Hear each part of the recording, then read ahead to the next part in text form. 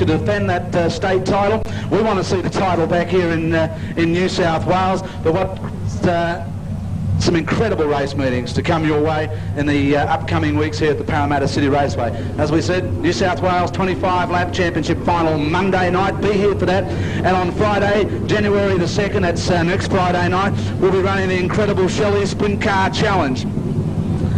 And Danny Smith will be returning for that challenge, along with the fender benders, the modifieds. We'll be running their Grand Prix in the Australian Demolition Derby Championship. That's on Friday, January the 2nd. That's next Friday night.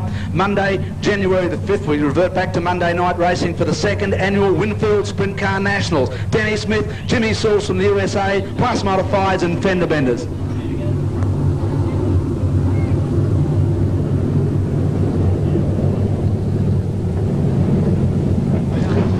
And continuing further down into the racing calendar at Parramatta City Raceway, Friday night, January the 9th, will be the running of the Goodyear Australian Sprint Car Grand Prix, featuring American stars Steve and Randy Kinzer, Danny Smith and Jimmy Sills when they take on Australia's best sprint car gladiators at, you better believe it, Australia's fastest speedway track. Plus modifieds and fender benders with a full supporting program, of course. So plenty of action to come your way Monday nights and Friday nights in the next couple of weeks here at the Parramatta City Raceway.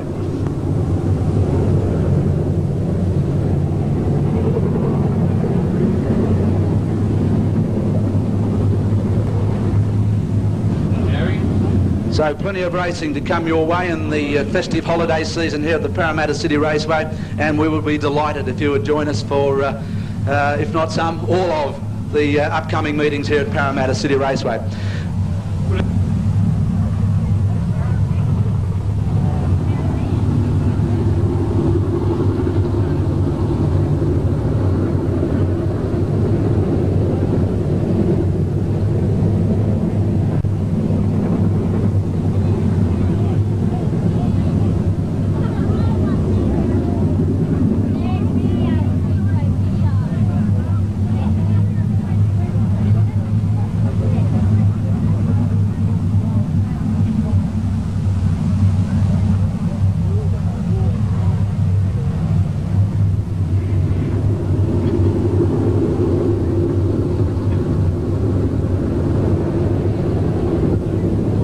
So as we said, some great racing to come your way.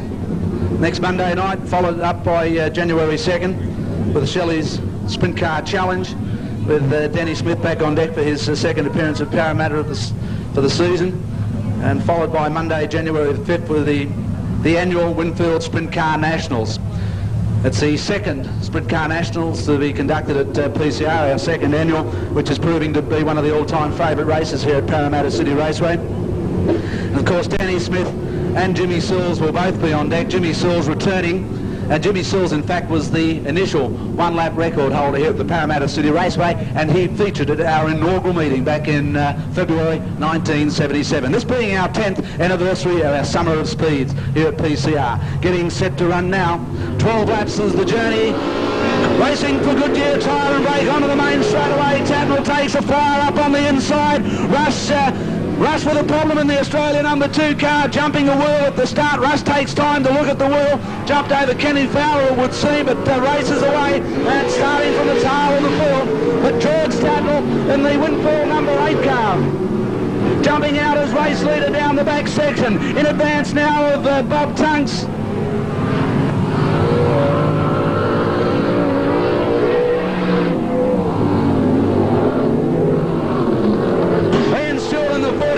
Car all over the circuit, and now backs it round on turn 2, so amber caution lights coming out. Ian Stewart in car number 45, just a little too much at the moment for the rookie driver in the number 45 car, and Ian Stewart could have a few handling problems with that car. He jumped off turn 4 to run a wheel in Duck Creek. And on re-entering the circuit, the car looked a little out of shape, and as a result, the 45 car was left sideways, headed toward the infield, but didn't have enough propulsion to get there, hence the amber caution lights. Yeah, first up year for Ian Stewart, being sponsored by Charlie Lack's Metro Tyre and Wheel. shop up here in Parramatta Road at Auburn. So right next to John L. Motors, Metro Tyre and Wheel, car 49, Ian Stewart, rookie season. The big burly service manager up there, so go along and talk speedway with him. And Charlie Lack, of course. Now, Al, you're watching the start of heat number 5, Gary Rush. As we said, in heat number 2 tonight, who started on the pole, would be starting in the inverted position, would start on the last row, and in which he did. And I'm sure it was Ken Fowler he hooked up with the inside, and he bounced over him pretty hard, and he took quite a while to have a sticky beak at the front of his car because it was bouncing all over the place there. But he does seem to be under some sort of problem because he is backing off a long way before the corner. And you know Gary Rush, Al, better than anybody, drives into that turn further than anybody else. Yes, Stuart, that looks like a bent axle or perhaps a bent radius rod or both at this stage. And we can just make it out from our position and the inside front wheel, as you can see on the Gary Rush car. It looks like a bent axle and possibly a bent radius rod as well. So Gary Rush driving under handicap at the moment, handicap by way of the bent race cars. The green flag flies again with 10 laps remaining. Tatnall jumps out from pole position. John Manif fighting hard further back in the 14 car, but way out of it at this stage as he's joined now by Gary Rush. Rush takes it up on the high line. It doesn't match the speed of the front runners at the moment.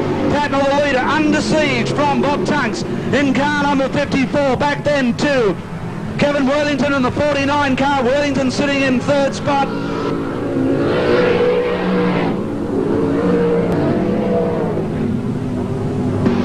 Bob Tunks looks for the way through on the inside on turn 2. Tunks takes over. George Tatnall fights back down on turn 3.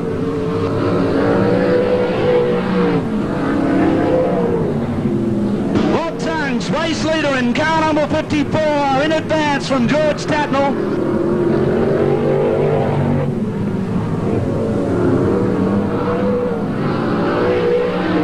Gary Rush up into third place in the Australia number 2 car with 7 completed and 5 remaining.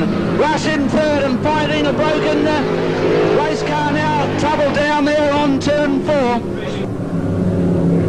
Reese Robinson in car number 42, completing the 360, but again, did not have the power to keep the car running.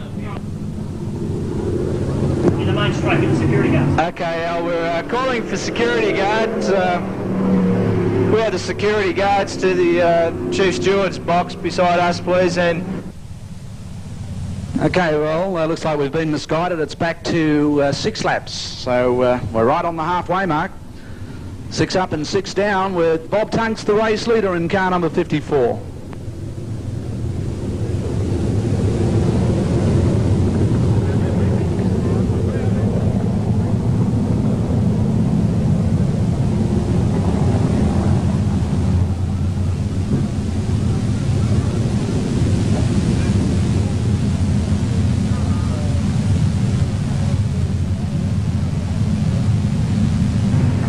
Rich.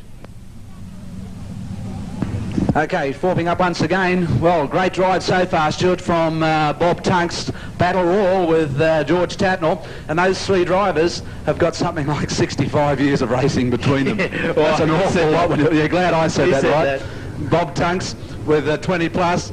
George Tatnall with he won't 20 tell. plus, he won't tell. And Gary Rush admitting now to over 20 years of racing. So we've got something like 65 years of experience. Remember, George retired at 25 years of racing, and that was a couple of years ago. So, and Gary Rush doing a great job out there in the number 2 car, from obviously under extreme difficulties driving the number 2 car with the, and you can see it going down the back straight there, wobbling and bobbling now, sort of handling like the shopping trolley at Woolworths, the way those wheels go all over the place. So, Rush with the green flag at his front. Oh, Bob Tunks with both front wheels off the deck, leading away. And trouble again. Reese Robinson involved again in car number 42. You hit 45. Coming together with Ian Stewart in the 45 car. Not a night for the rookies tonight. Reese Robinson in car number 42. And Ian Stewart in the 45 car coming together. And once again, the amber caution lights on display.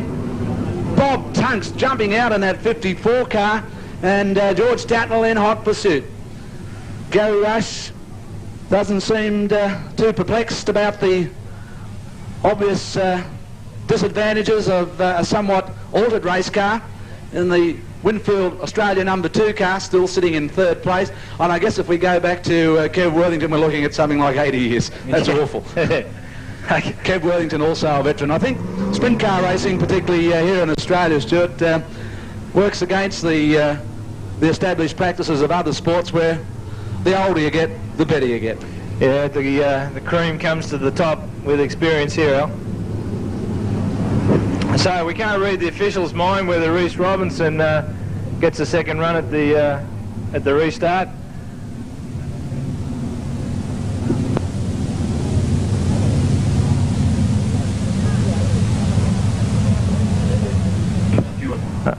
Okay, looks like Ian Stewart will be remaining on the infield, and it would seem that Reece Robinson has been deemed the innocent party and will recommence racing from the rear of the field. Bob Tunks getting set to jump away. We get the all clear. The green flag flies at PCR as Tunks jumps away again. This is qualifying heat 5. Tunks under siege now from Gary Rush, who sweeps by George Tatnall out of turn 2 down the back section. Rush fighting the all-handling race car as George Tatnall fights behind in 3rd place. Tatnall is 3rd, Rush is 2nd, whipping that inside front wheel, but the race leader is Bob Tunks in the number 54 car. Tunks, Rush and Tatnall running 1, 2 and 3 off turn 4. Gary Rush, both front wheels way off the deck as he raced off turn 4 on that occasion. Keep an eye on Gary Rush. Watch Gary Rush as he comes off turn 4. Tatnall back in 3rd, Rush with the wheels up in the air again. But it's all Bob Tunks. Tunks up on the cushion. Gary Rush twisting left, right, left again as he fights to control the Winfield number 2 car.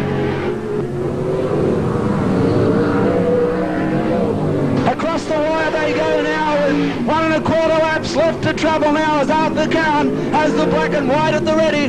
Tunks still under siege from Gary Rush. George Tatnall has lost the pace now, tailing out in 3rd as the white flag comes out for Tunks. Gary Rush already with 1 dynamic win on the board, but Bob Tunks is going to take it to the black and white. Bob Tunks with 1/4 lap left remaining from the 12-lap journey takes it off the cushion onto the twin black and whites, and Bob Tunks picks up his first major points for the night as John Maneath goes around on the final run through turn 4, but Bob Tunks picks up the win from Gary Rush in the Winfield number 2 car. Tunks running for ASAP Couriers, and 3rd to the wire also for Winfield was George Tatnall.